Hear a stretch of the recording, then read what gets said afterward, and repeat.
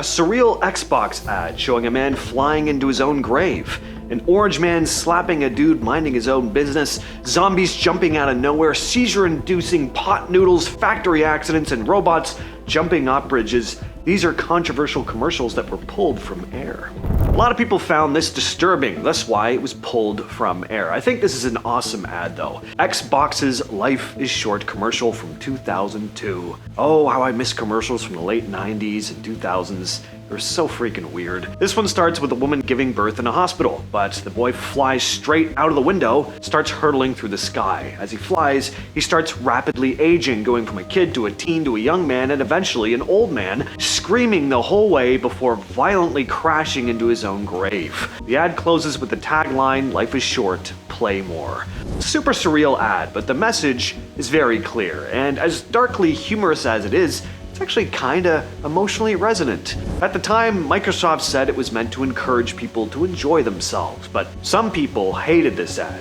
There were hundreds of complaints, a lot of them grieving deaths, including a woman who actually had an accident during childbirth, saying it was an upsetting reminder of her own experience. The Independent Television Commission called the ad offensive, shocking, and in bad taste, pointing out that the man's screams throughout his life made the final scene even more disturbing. They told Microsoft the commercial couldn't be aired again without changing the ending.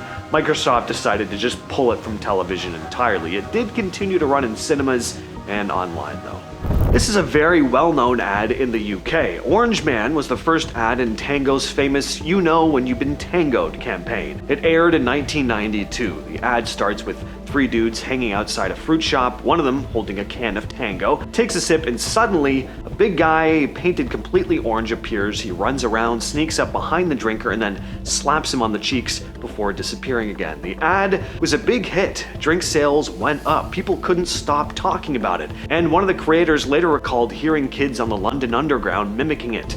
And that was kind of the problem. Kids started copying the slap part on each other, and a surgeon ended up reporting having to treat a boy with a damaged eardrum who said he got tangoed. Apparently that's actually what he said, which props to that kid, that is hilarious. After that, Tango pulled the ad that afternoon. This next ad is about as 90s looking as it gets, and it has Motorhead in it, so it's got another thumbs up from me. Again, not disturbing in itself, but it did cause some problems. Warning to any epileptics watching. The 1993 Pot Noodle Ad computer graphic commercial. This one starred Phil Hartman as this over-the-top 1950s-style American newscaster. He's great in this, by the way. Check this out. What goes better with an intense snack than intense film? Eat this, watch this. Louis, kick it. And then chaos just erupts as a series of psychedelic bright lights and shapes flash on screen to the sound of Lemmy's iconic gravelly voice belting out "Ace of Spades." The ad quickly got attention for all the wrong reasons. By March, the Independent Television Commission had 29 complaints, 28 mentioning epilepsy, and 5 reporting viewers had experienced fits or early symptoms. By April, 3 viewers had actually suffered epileptic seizures. The ITC called the dangerous flashing sequences a serious problem and pulled the ad until it was edited. HHCL, the advertising agency behind it, cooperated and worked with Professor Graham Harding from the British Epilepsy Association to tone things down. Harding later helped set guidelines on flashing lights in commercials, saying light levels shouldn't be changed more than 3 times a second. If you were watching Canadian TV in the late 2000s, there's a good chance you remembered this next ad. This one does for kitchens what Jaws did for swimming. I never wanted to work in a kitchen after seeing this commercial. I did, and best believe I had it flashing in my brain every time I picked up a heavy pot. This was part of a series of workplace safety ads, all pretty horrific.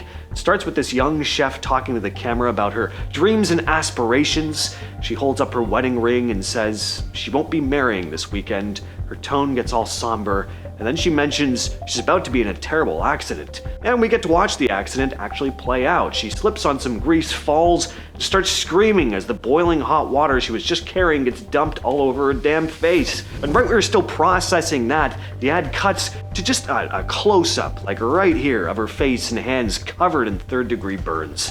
Does this play well, say, in a horror movie? Sure. During the ad break for SpongeBob SquarePants?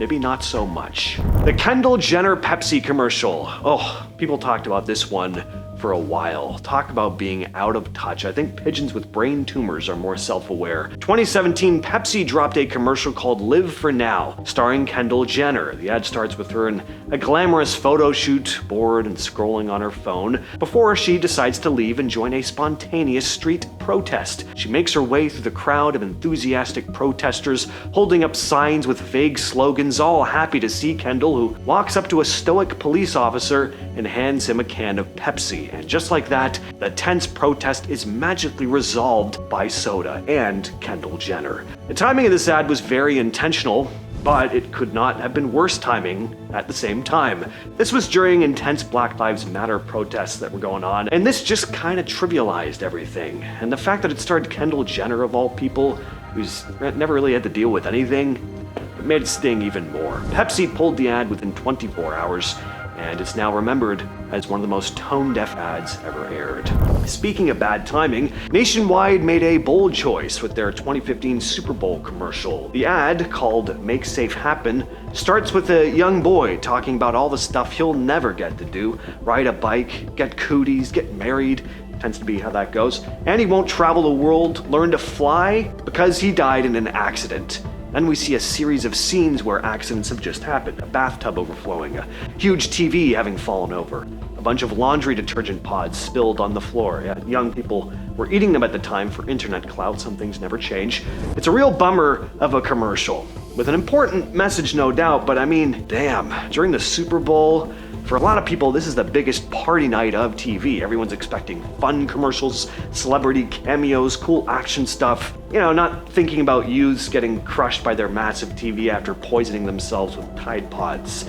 People put Nationwide on blast for this ad, and it aired just once, and they yanked it from TV.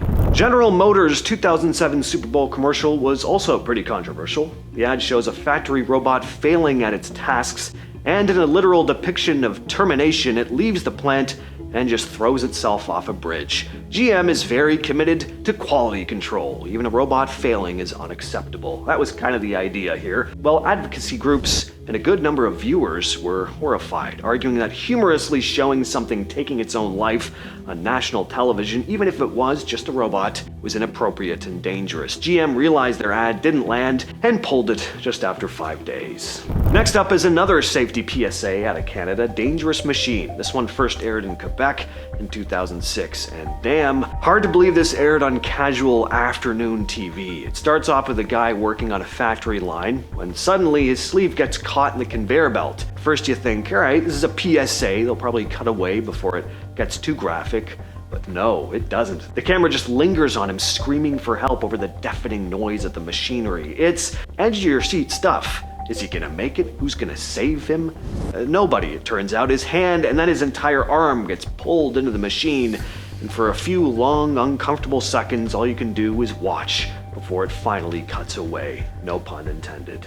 Back in April 2004, German coffee brand K-Fee dropped a series of 9 insane little commercials as part of their Wide Awake campaign. And yeah, if you happen to be dozing off while watching one of these ads, you'd be woken the hell up, and not pleasantly. Each one starts super chill, someone golfing, or a peaceful beach scene, and most famously, a car driving down a scenic hill. If you were on the very early days of YouTube, like 2006 or 7, you just got flashbacks looking at this still. Because out of nowhere, boom, a zombie would pop out and scream into the camera. A lot of parents were not happy about these ads. K-Fee leaned into it though, saying the shock factor was supposed to simulate the jolt of caffeine, and it worked.